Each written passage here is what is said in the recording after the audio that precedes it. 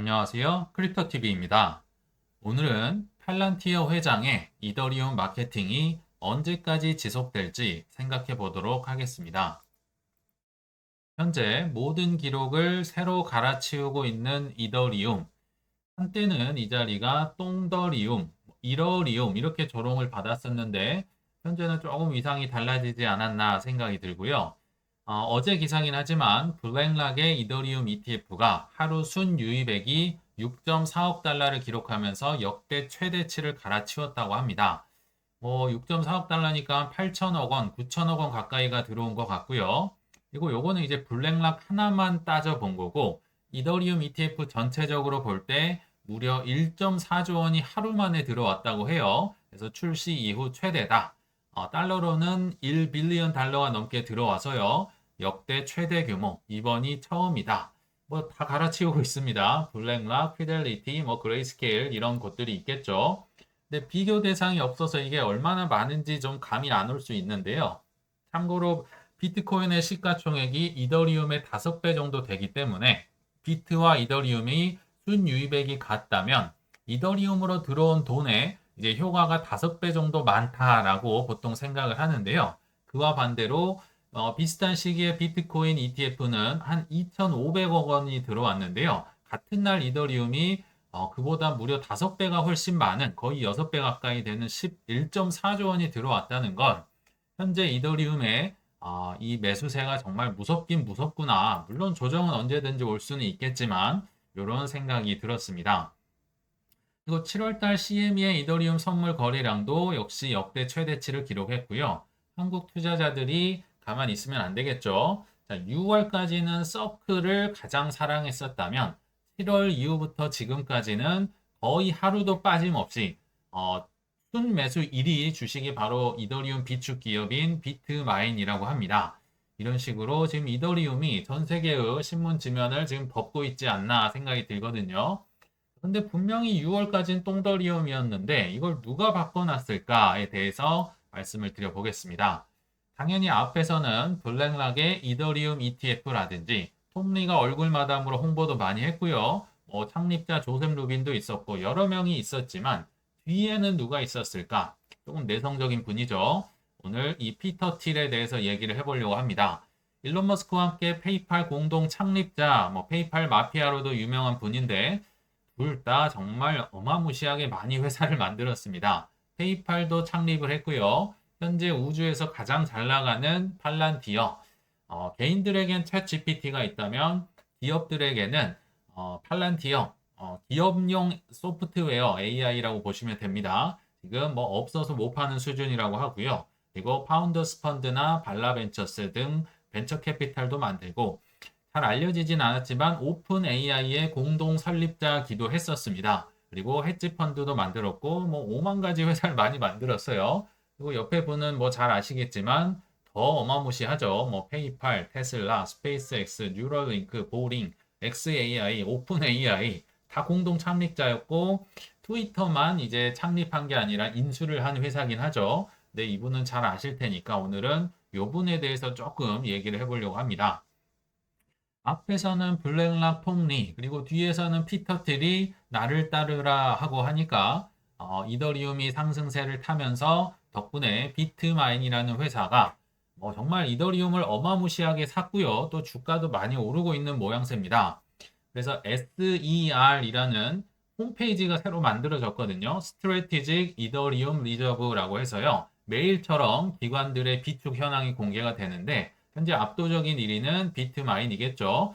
이게 좀만 방심하고 있으면 숫자가 올라가더라고요. 한때 115만 개까지 제가 기억을 했는데 120만 개로 올라갔고 뒤를 이어서 샤프링크 60만 개, 이더머신이 한 34만 개.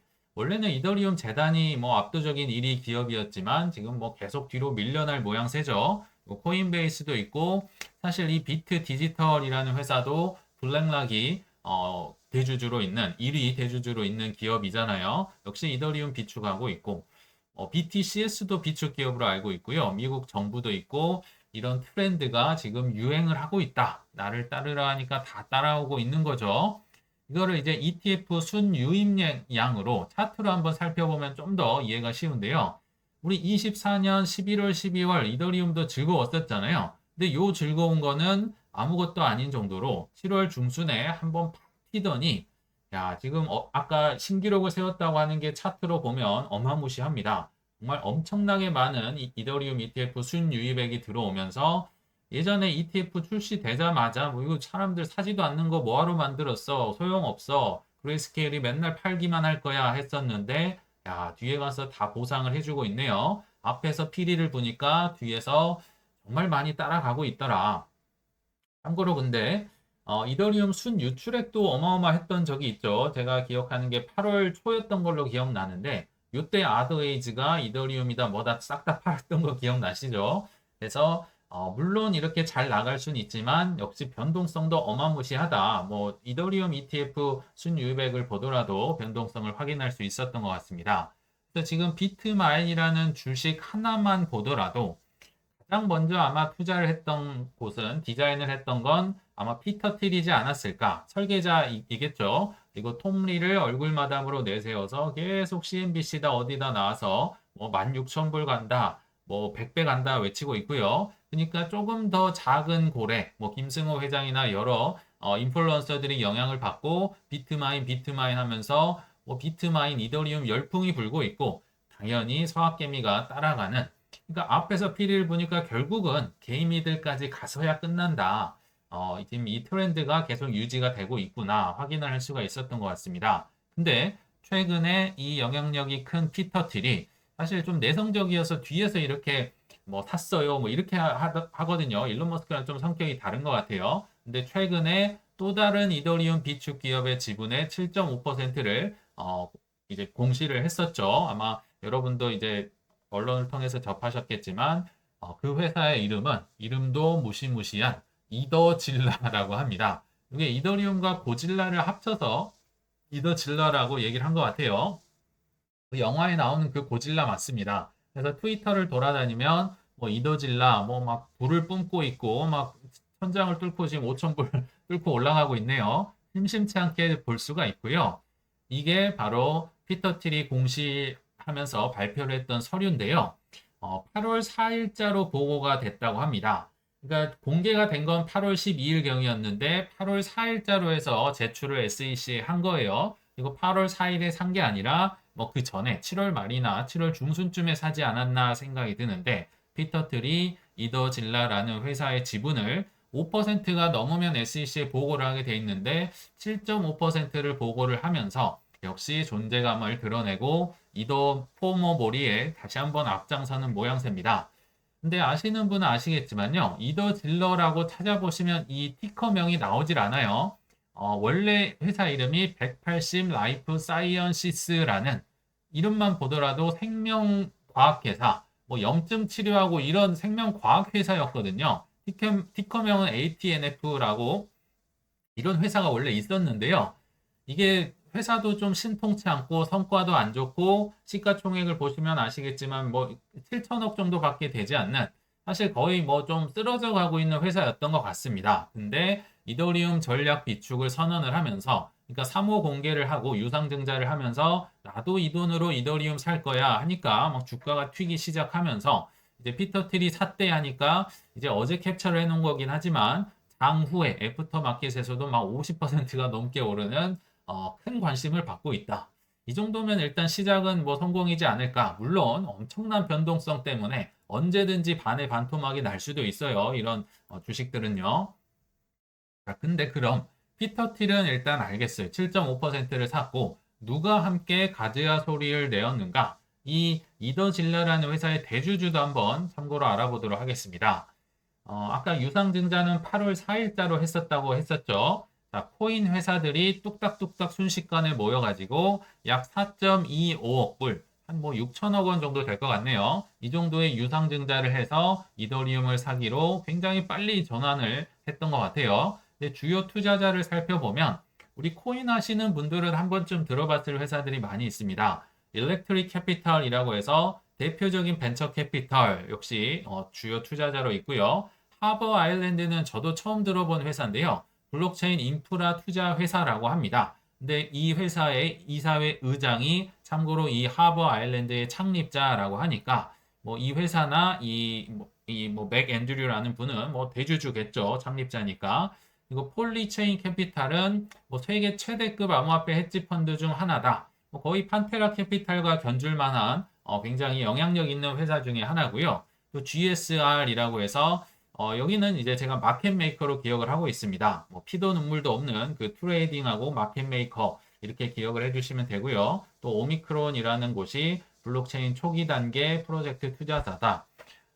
물론 코인을 하시는 분들은 이런 회사를 좀 들어보셨을 법한데 보시면 아시겠지만 그래도 조금 약한데 왜냐하면 벌써 지금 비트마인이나 뭐 샤프링크가 어마어마한 지금 네임밸류나 회사 규모를 가지고 있는데 너무 약하잖아요. 우리 코인 하는 사람들이나 들어봤지 대부분 모를 건데 그러니까 피터 형, 우리 회사에 좀 투자 좀 해줘, 지분 투자 좀 해줘 이렇게 접근을 하지 않았을까? 제가 한번 추정을 해보는 겁니다. 사실은 아니에요. 그러니까 피터 형이 그래요. 마침 같은 방향 가고 있으니까 해드릴게 라고 하지 않았을까 추정을 해봅니다. 왜냐하면 너무 이더리움 비축 기업이 많으니까 웬만한 네임밸류나 투자 규모로는 비트마인을 쫓아갈 수 없다. 지금 심지어 샤프링크는 뭐 사업 투자 뭐 전환 뭐 유상증자든 뭘로 해서 발표를 해서 이더리움을 샀다고 해도 심지어 주가가 떨어지고 있는 상황이에요. 지금 비트마인이 워낙 압도적으로 나가기 때문에 웬만해선 지금 두각이 드러나지 않고 있다. 그래서 영입을 하지 않았나 한번 추정을 해봤고요. 이게 이제 개미들에게 어떤 영향력을 미칠 것 같냐면 지금 현재 이더리움 비축 기업의 선두주자는 비트마인이잖아요. 뭐 대자 그리고 중자가 이제 샤프링크 정도라고 한다면 우리 비트코인, 이더리움 놓친 사람들이 XRP나 솔라나나 뭐 아발란체나 도지나 이렇게 밑으로 쳐다보는 것처럼 이더리움 비축 기업도 마찬가지일 것 같다는 겁니다. 나 비트마인 놓쳤는데, 나 중자도 놓쳤는데 그러면 소자를 노리는 개미들이 아마도 많이 사려고 관심을 갖지 않을까 생각이 드는데요. 참고로 저는 이런 레버리지 플레이를 절대 비추합니다. 왜냐하면 올라가면 너무 기분 좋고 좋은데요. 떨어지면 내가 견딜 수 없기 때문에 한 반토막 났다고 생각을 해보시고 더 살 수 있을 것 같으면 사시고요. 그게 아니면 조금 떨어지는 것도 생각을 해보시고 투자를 하시면 어떨까 생각을 해봅니다. 제 투자 스타일이 그렇다는 거예요. 현재 지금 가던 길 가고 있죠. 이더모리를 열심히 하고 있죠. 뭐 비트마인도 있고 아까 그 뭐 이더질라도 있고 이더모리를 하고 있는데 이 피터 틸의 또 다른 근황, 여기저기 파운더스 펀드를 통해서 투자를 많이 해놨거든요. 또 다른 근황을 하나만 말씀을 드리면 블리시라고 해서 뭐 굉장히 큰 글로벌 거래소가 있습니다. 뭐 23년에는 코인데스크도 인수를 하고 참고로 21년도에 IPO를 하려고 했다가 뭐 규제나 여러 장벽에 맞춰서 못했었는데요. 조만간 IPO를 진행을 한다고 하고요. 근데 IPO의 목표 조달액을 9억 9천만 달러로 갑자기 지금 직전인데 상향을 했다는 겁니다. 당초 IPO를 계획했을 때 한 28달러에서 31달러 가격을 책정을 해놨는데 막상 코앞으로 다가오니까 이거 조금 더 될 것 같은데 해서 32에서 33달러로 주당 이 금액을 높였다는 거죠. 이거 누가 생각납니까? 지금 서클이 생각나잖아요. 6월 달만 하더라도 서클이 사실 뭐 여러 가지 사정도 좋지 않고 해서 뭐 기업 매각까지 고려를 하다가 근데 지금 상황을 보니까 돌아가는 꼴을 보니까 이거 대박을 칠 것 같은 거죠. 그래서 서클이 두 번이나 IPO 직전에 가격을 올렸는데 지금 이 서클의 냄새가 블리시에서 조금씩 나고 있지 않나 생각이 들거든요.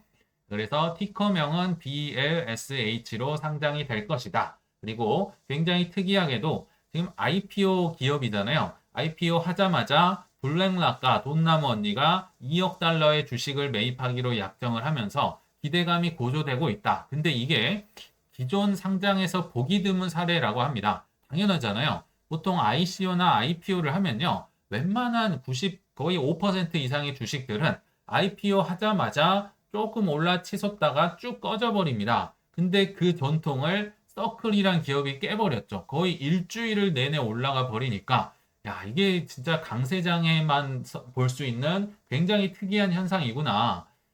IPO를 하는데 지금 초기 투자자 그 IPO 투자가 아니라요. 그냥 시가로 산다는 거죠. 블랙락과 돈나무 언니가요. 그러니까 야, 강세장에 있긴 있는가 보구나 생각이 들었고요. 문제는 이거 언제 하느냐?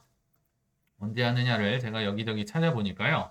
IPO의 신청 마감은 미국 시간으로 8월 12일에 끝나고요. 이제 상장은 8월 13일, 미국 시간으로 8월 13일 예정이니까 한국 시간으로는 아마도 8월 14일 목요일 새벽 즈음이 아닐까 생각이 듭니다. 정확한 시간이나 이런 게 안 나와 있어서 조금 변동 가능성은 있지만 대략 이때 상장이 될 예정이고, 야, 주요 투자자 블랙락, 아크 인베스트먼트 네임밸류가 좀 달라지죠. 아마도 불리시에서 뭐 의장이나 이런 분이 찾아가서 뭐 1억 달러씩만 투자를 해주세요. 합의 2억 달러만 해주세요. 뭐 하지 않았나?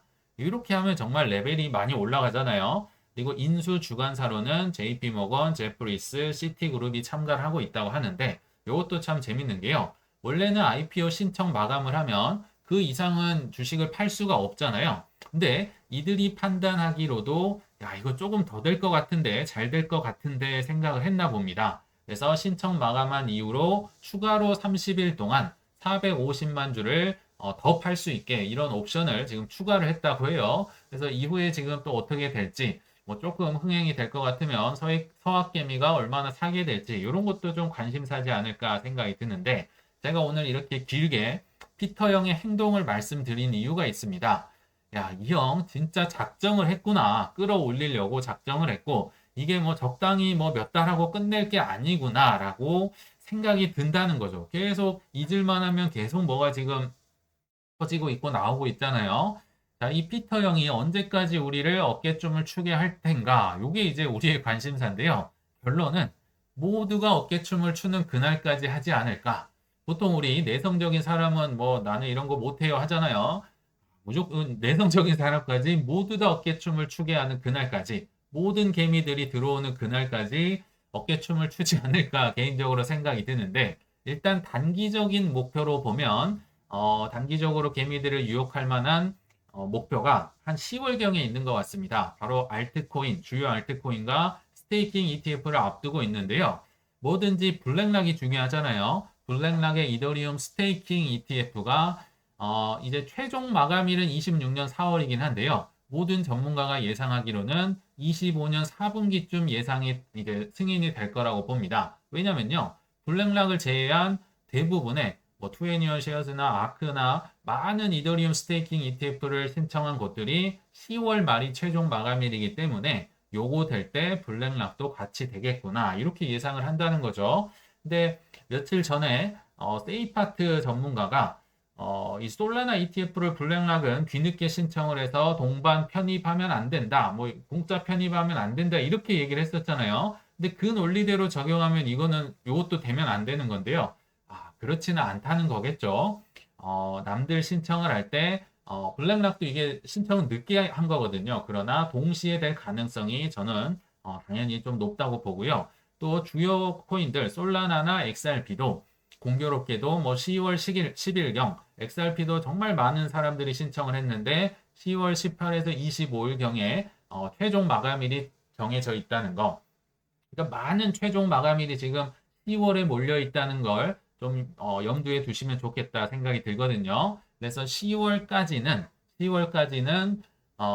이 뭐 ETF라든지 전략 비중 마케팅으로 인해서 이런 내러티브로 계속 끌고 갈 가능성이 있구나. 근데 우리가 공부를 했듯이 사실 역사적으로 8월에서 9월은 주식이나 코인이나 조정이 많다. 역사적으로 안 좋은 달이다. 뭐 이렇게 통계를 통해 우린 공부를 했지만 이런 조정설이 좀 무색할 만큼 ETF와 전략 비중 마케팅으로 조금 흐름을 끌고 가지 않을까. 물론 저 정도 올 수는 있겠지만요. 자, 단기적으로는 이 목표를 보고 간다면 연말까지 조금 중기적으로 갈 때는 이제 금리 인하 가능성 한두 번은 이미 돼 있겠죠. 그리고 은행 규제 완화, SLR 규제 완화로 유동성이 공급이 얼만큼 되느냐. 근데 이게 뭐 금리 인하가 됐다고 해서 막 바로 확 이렇게 늘어나는 게 아니잖아요. 조금씩 연말로 갈수록 늘어날 것 같고요. 특히나 미국 정부가 아닙니다. 정부입니다. 이제 기업이 아니라 미국 정부, 특히 뭐 주정부나 연방정부 차원에서 암호화폐에 대한 전략 비축 기대감. 이게 이제 연말까지 이어지면서 이제 중기적인 목표로 우리가 뛰어간다고 한다면 이제 마지막으로 26년 길게는 한 상반기까지 정도 보고 있어요. 조금 늘어난 것 같다라고 얘기를 드렸는데, 물론 중간 선거도 있지만요. 26년 상반기로 가면 양적 완화라든지 YCC에 대한 기대감이 있습니다. 이게 이제 yield curve control이라고 해서요. 쉽게 얘기하면 중앙은행에서 국채 금리를 잘 관리를 해줄 거야. 마사지를 통해서 요 정도 유지할 수 있게 뭐 조절을 하면서 이게 이제 유동성을 은근히 공급을 하는 효과가 있거든요. 그래서 내년 뭐 너무 뒤로까지는 가지는 않을 것 같다. 이게 좀 바뀔 수는 있습니다. 근데 현재 상황에서 보면 상반기에는 이런 기대감, 중간 선거는 근데 잘 알고 있으시니까 내년 11월이죠. 여기에 대해서 잠깐 추가 설명을 드리자면요. 뱅크 오브 아메리카에서 또 오늘 이런 어제 날짜로 이런 보고서를 제출했는데 펀드 매니저에게 여러 가지 이제 설문조사를 하거든요. 근데 다음에 페드 의장이 바뀐다면 이 페드 의장은 26년 5월쯤에 바뀔 거예요. 제롬 파월이 이때 내려오잖아요. 자, 새로운 페드 의장이 오면 양적 완화나 YCC를 기대를 하시겠습니까? 하니까 54%나 되는 사람들이 나는 기대를 한다. 이 둘 다 양적 완화나 YCC나 유동성을 풍족하게 해줄 거라고 기대를 한다는 거죠. 아니라는 사람은 36%. 그래서 단기나 중기나 좀 단기적으로 볼 때 요런 이제 고지를 향해서 우리가 달려가야 되지 않을까. 좀 조정이 있고 하더라도 맞고 품고 좀 지켜가야 되지 않을까. 이런 생각을 해봤습니다. 그래서 결론에 이르렀는데요. 결국은 뭐 피터 틸이나 이런 세력들의 행동을 주시를 해야 될 것이고 또 개미들이 얼마나 많은 개미들이 어깨춤을 추는지를 한번 주목을 해봐야 된다. 그러니까 연말로 갈수록요. 이제 조금씩 긴장을 하고 지켜봐야 될 것 같습니다. 왜냐하면 넓은 의미에서 현재 우리는 제가 말씀드렸지만 칵테일 이론에 따르면 4단계 안에 들어와 있으니까 언제 팔아야 할지를 항상 눈여겨봐야 되지 않을까 생각이 들어요. 그래서 그들의 행동과 개미들의 어깨춤 그리고 올해는 정말 민감하게 이렇게 확인을 할 필요가 있을 것 같은데요. 물론 저희는 이제 여러 데이터를 매일매일 확인을 하고 있는데 인간 지표는 구독자님들께서 주위 분들에서 들려오는 얘기들이나 소식을 언제나 서슴없이 댓글로 제보해 주시길 바라면서 이만 마치겠습니다. 시청 감사합니다.